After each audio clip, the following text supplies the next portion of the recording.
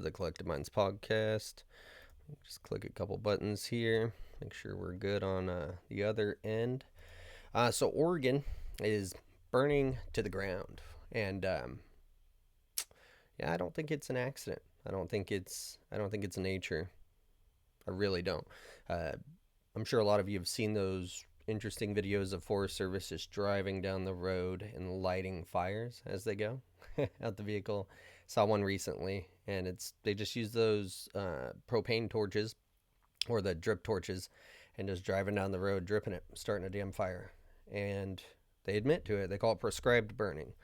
Well, they do a couple things: prescribed burning, and then it, you know, gets out of control, and they can't handle it anymore.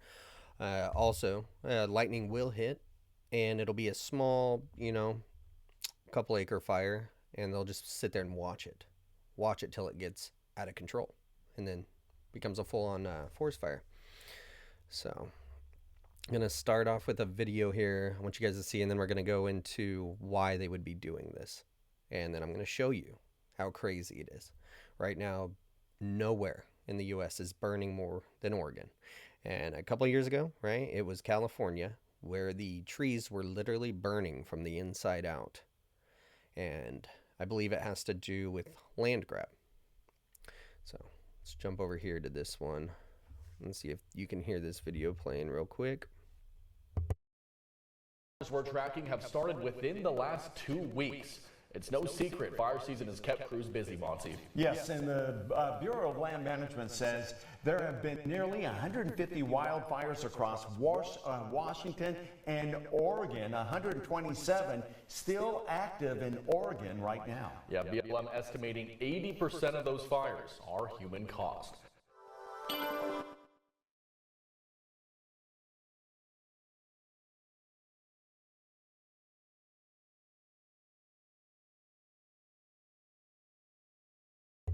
Just want to make sure you guys could hear that video. Getting a little echo on it. Not too sure that's on my end, though.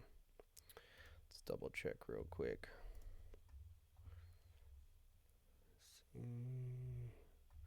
Yeah, it says I'm good.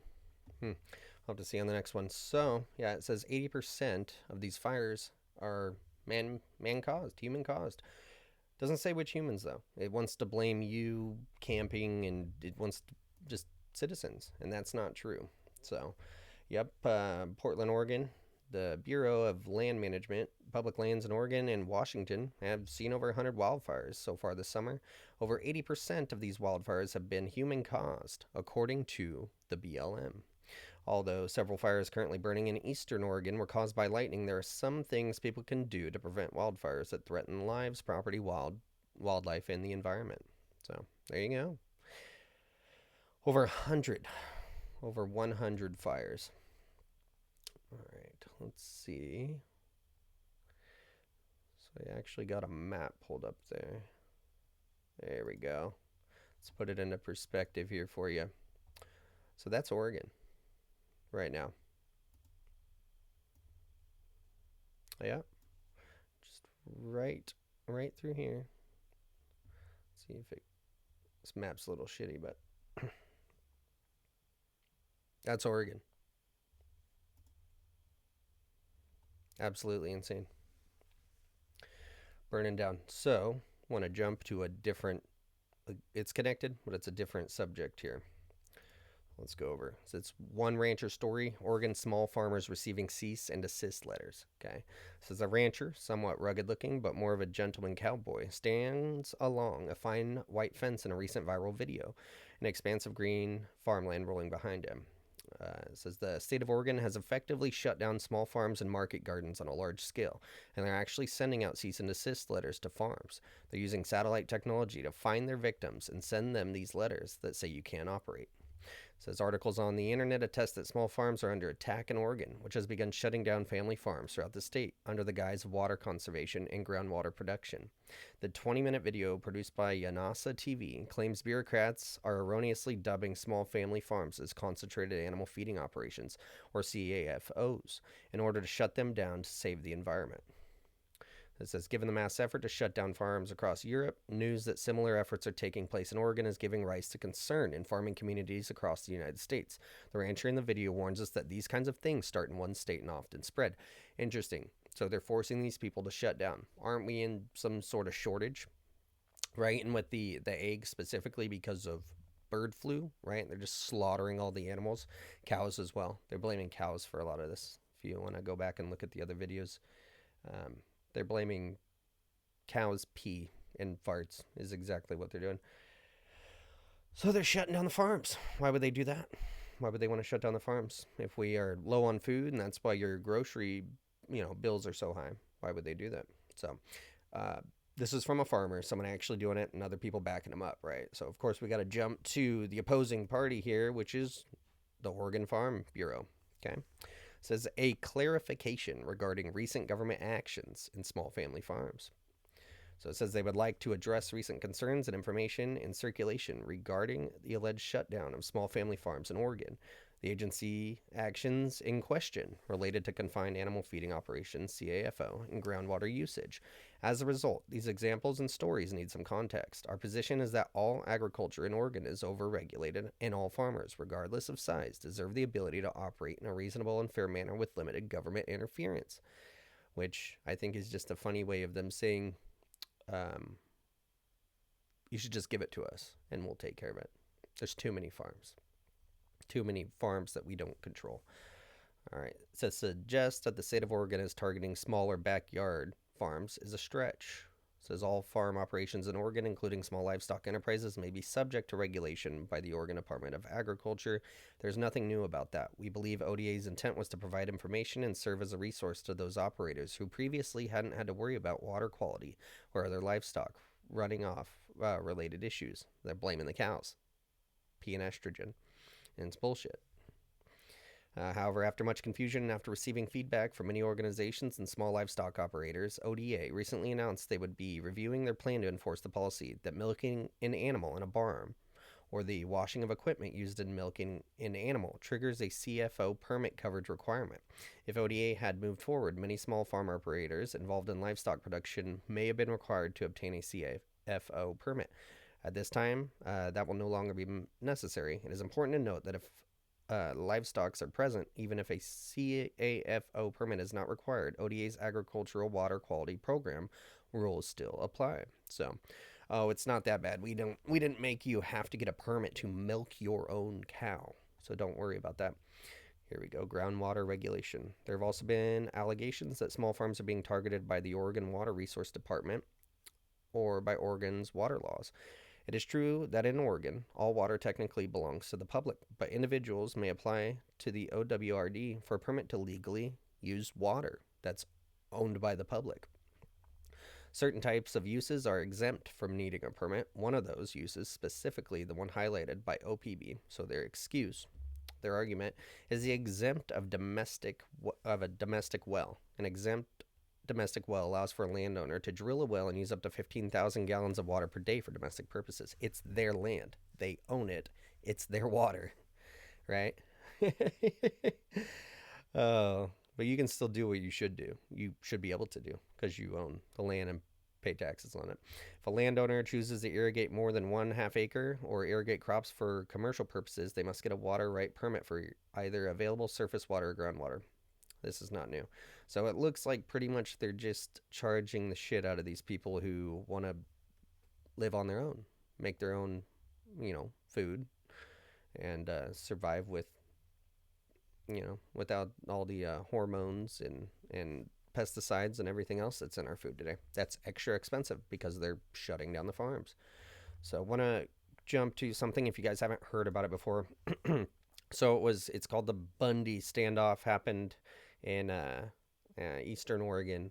Happened looks like 2014 or 2016.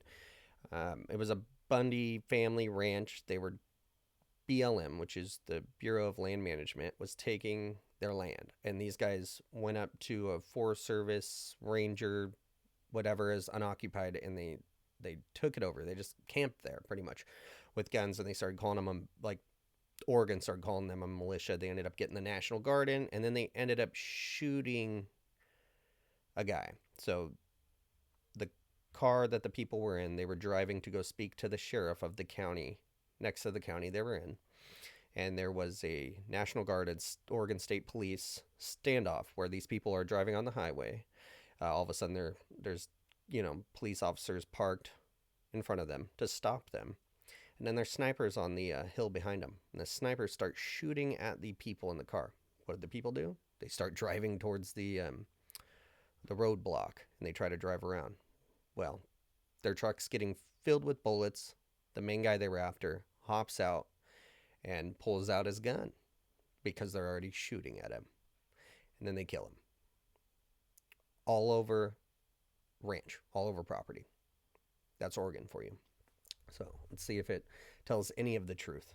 And I actually lived very close to where this happened, so I got to know what actually happened, which is very rare after the media covers it up. It says the 2014 Bundy standoff was an armed confrontation between supporters of cattle rancher Cliven Bundy and law enforcement following a 21-year legal dispute in which the United States Bureau of Land Management obtained court orders directing Bundy to pay over $1 million in withheld grazing fees for Bundy's use of federally owned land adjacent to Bundy's ranch in southeastern Nevada.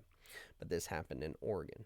It says on March 27, 2014, 145,604 acres of federal land in Clark County were temporarily closed for the capture, impound, and removal of trespass cattle.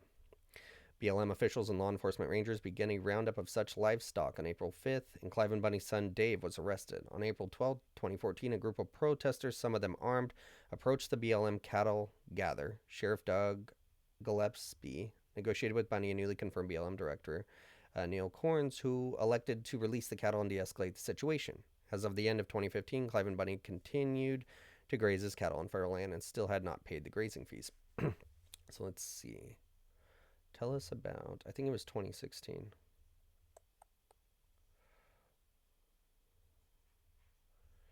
Where are you? Legal actions.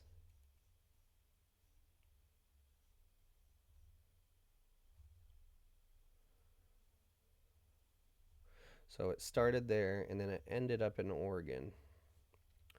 Let's jump back and see.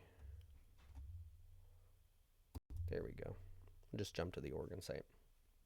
Oregon standoff timeline, 41 days of the Malheur refugee. Get off me, ads. Occupation in the aftermath. So let's see. Armed protesters took control of the Malheur National Wildlife Refuge headquarters on January 2nd, but the conflict over the federal land management began years before that. So there's the years. We were just talking about that.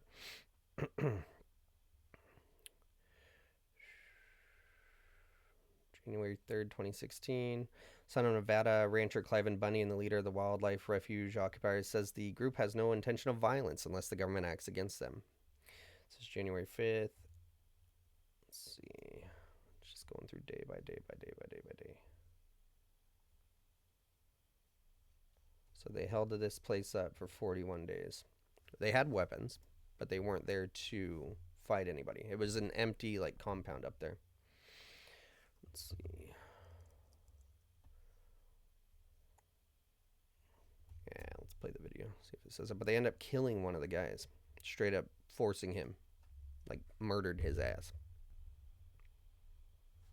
Let's see if this video says anything.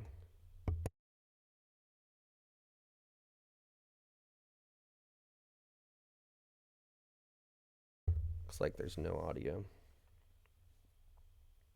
But anyway, yeah, it was over land disputes. I'm pretty sure that the land that the cattle was on used to be theirs, but BLM can just come in and say, nope, it's not your land. It's not. We changed the lines. Not your land anymore. It's ours. Now you owe us fees for all the years your cattle has been on it. Interesting, right? Okay. There's that fire again.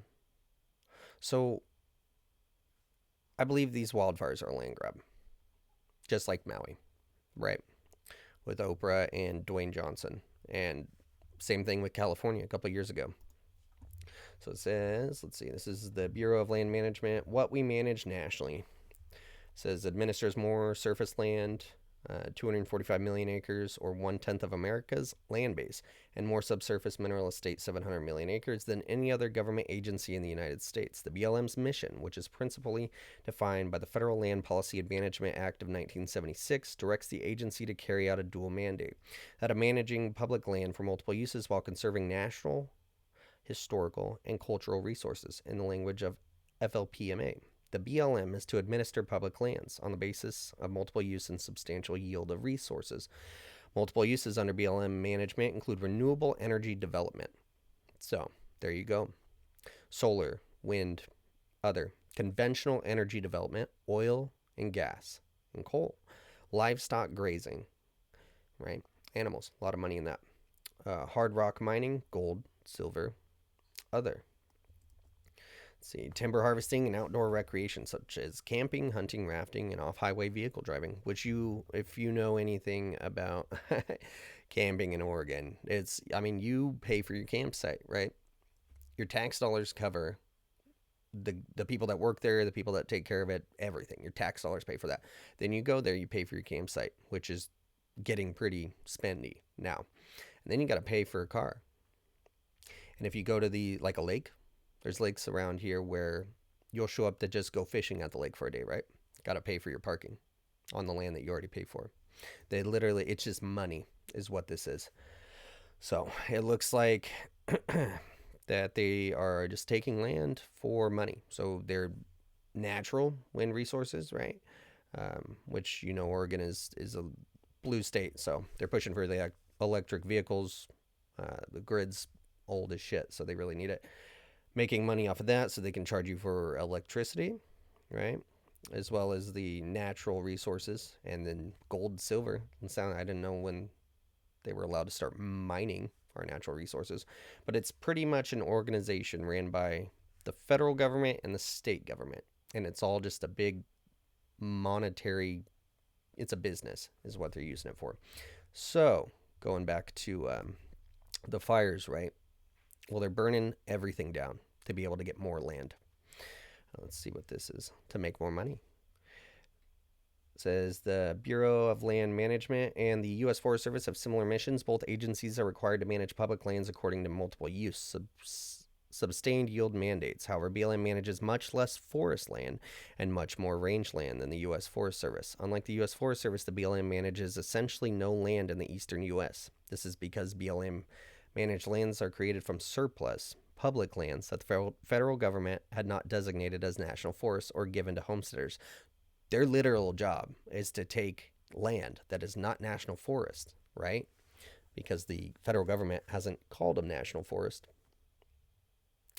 to call them surplus public land and to take it and then to charge you for it and to use the resources. That's what's going on. In 1891, Congress passed the Forest Reserve Act, which established the first forest reserves on public lands. These forest reserves would eventually become what we call national forests today. In 1905, Congress transferred the forest reserves in the Department of Agriculture, establishing U.S. Forest Service, and in 1907, forest reserves were renamed national forest. In the late 1800s and early 1900s, millions of acres of forest and rangeland were designated as national forests, nearly all of the western United States.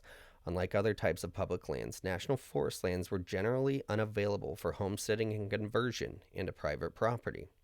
The purpose of the national forest was to secure sustainable supply of timber for the growing U.S., as well as provide for other uses such as grazing, mining, livestock grazing, hunting, and timber harvesting and recreation are all allowed on national forests.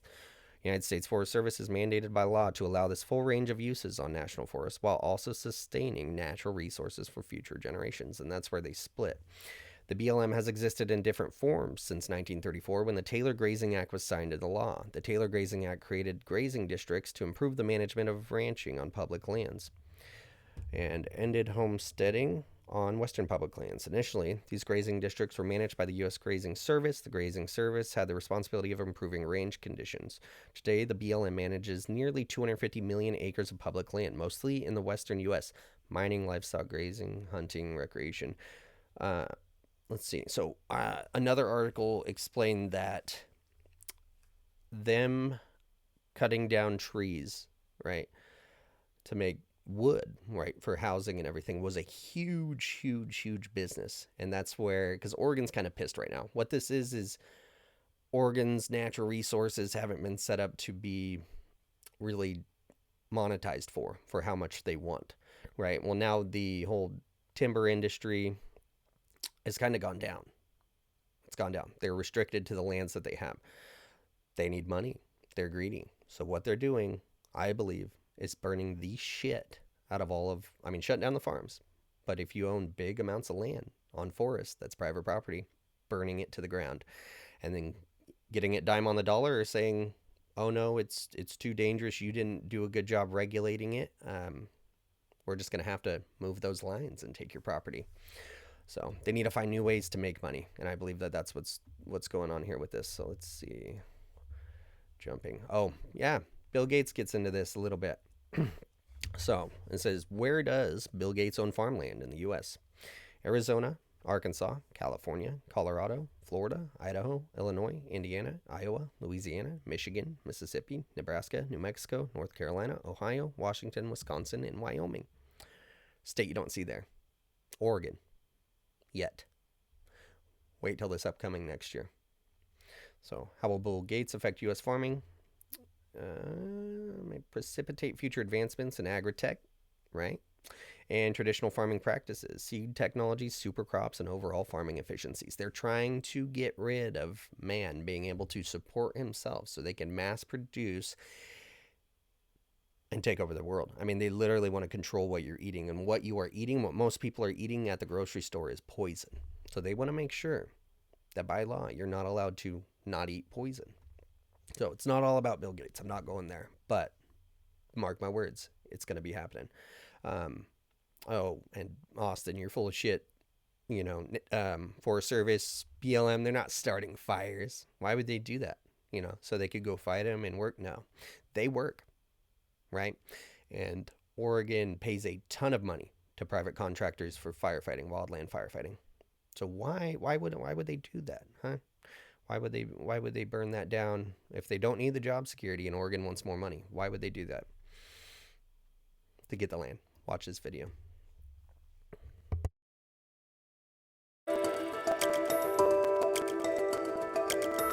I'm Pat Doris. Welcome to The Story. We're leading off tonight with a... Let me see if I can stop that damn echo. fascinating story.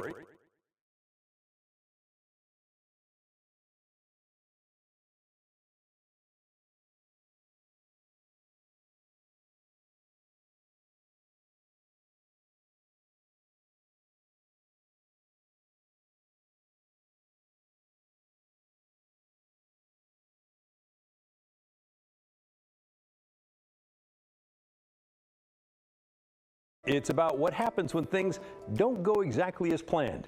In some parts of Oregon, that brings a response that some might call harsh, while others would call it reasonable. And it's our big story tonight.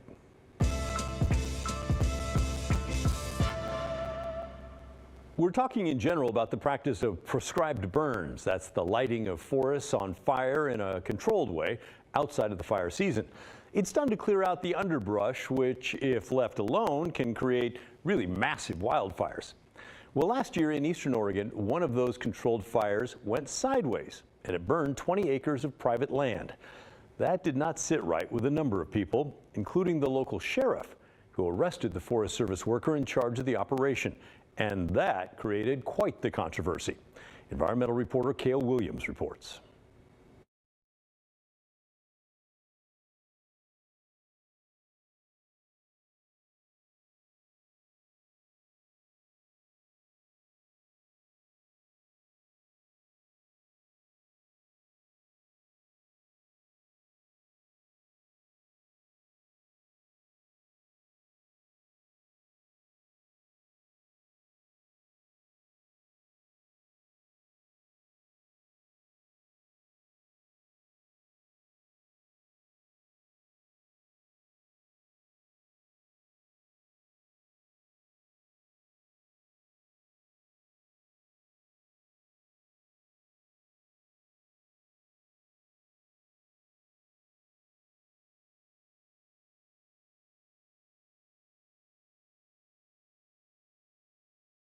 operate, safely. But that's not what happened. The sheriff came, and instead of even talking to the ranchers, he went straight over to Ricky, asked who was in charge, and arrested him. The sheriff and district attorney for Grant County declined to be interviewed for this story. But Snodgrass was charged with reckless burning, and his case is still in county court. But that's not the only ripple effect from this incident. The people that oversee controlled burns, known as burn bosses, require special certifications. And Alonzo said the burn bosses he's talked to are wary of facing criminal charges for doing their jobs. That chilling effect could spell trouble for the rest of us. If we don't have people that are burn bosses, we're not going to be able to do this kind of work. And we're going to get overgrown forest, and it's going to be extremely bad for the public. John Bailey is a fire management professor at Oregon State University. In many of the forested ecosystems in Oregon and Western North America, they evolved with fire as a very routine part of that balance of growth and decomposition. A century of aggressive fire suppression, along with the end of controlled fires conducted by tribes in the area, has left our forests crowded with fuel. Add a warming climate to the mix, and the need for controlled burns has never been greater. But we're barely keeping up. We're probably doing about a quarter to a tenth of the kind of natural routine burning that's going to be needed to be more sustainable moving forward. And Bailey said that incidents like Snodgrass's arrest are counterproductive. The sizes of acreages and the number of people and their possessions that are being impacted, that number is going to only keep going up if we keep just battling over this. Now, there have been some controlled burns that got out of control with disastrous consequences. In 2022, controlled burns set by the Forest Service in New Mexico escaped and resulted in the state's largest wildfire in history. Nearly 350,000 acres were burned and hundreds of homes were destroyed. That is not the norm, though. Of the roughly 4,500 controlled burns conducted each year, more than 99% go as planned. Still, anytime you're intentionally putting fire on the landscape, things can go wrong. But winds still change unexpectedly. Embers fly places we don't expect them to do.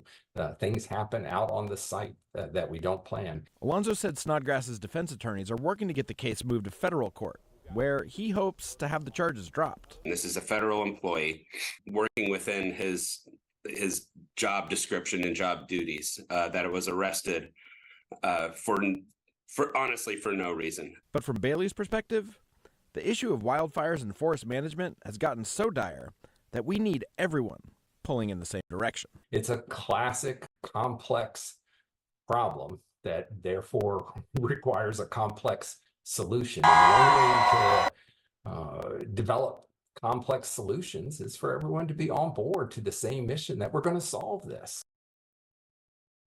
Cale's here with me now. Super interesting. I remember the headlines when this happened, and I wonder how much the politics of the county play in, because in some parts of that county, they don't exactly love the federal government. Yeah, definitely not. I mean, this is not incredibly far from the Malheur National Wildlife Refuge, and remember the standoff there. Now, I'm not trying to say that everybody out there is a Bundy by any stretch of the imagination, but there are those feelings out there. And Max Alonzo, the union rep I talked to, he definitely feels like politics are involved in this prosecution. But the district attorney, who didn't want to talk for this story, he put out a statement immediately after, said Ricky Snodgrass is being treated just as anybody else would. And I've interviewed the sheriff out there on a different story. He seems like a pretty straight shooter to me, and I could totally hear him saying, listen, if you burn somebody else's property, that's reckless burning, you're going to be Yep. So the sheriff there actually held this Forest Service guy accountable for burning down someone's property, which is what they do. He caught him. And these two guys right here just reminded everyone about the whole Bundy case. So, where they killed him. Yeah, federal government. These guys don't like the federal government because the federal government's coming in here shooting people that won't give them their land and or burning it down. So, I just want to jump over here to remind everybody, with over 100 acres of land in Kula, Oprah decided to expand her Hawaiian empire by purchasing an additional 870 acres in the central part of Maui for nearly $6.6 million. Remember that? That needs to be investigated. This is the same thing. Bill Gates buying all the land. It's the same thing. Oregon wanting money. It's the same thing. You think Bill Gates is going to pay a pretty penny for Oregon land if it's him, right? And he also works with BlackRock. who owns all the housing, turning everything into rentals for renters. But one last thing, make sure to hit that like, subscribe, go check out our other videos. I want to play this video for you of Biden. When did he get so tall, right?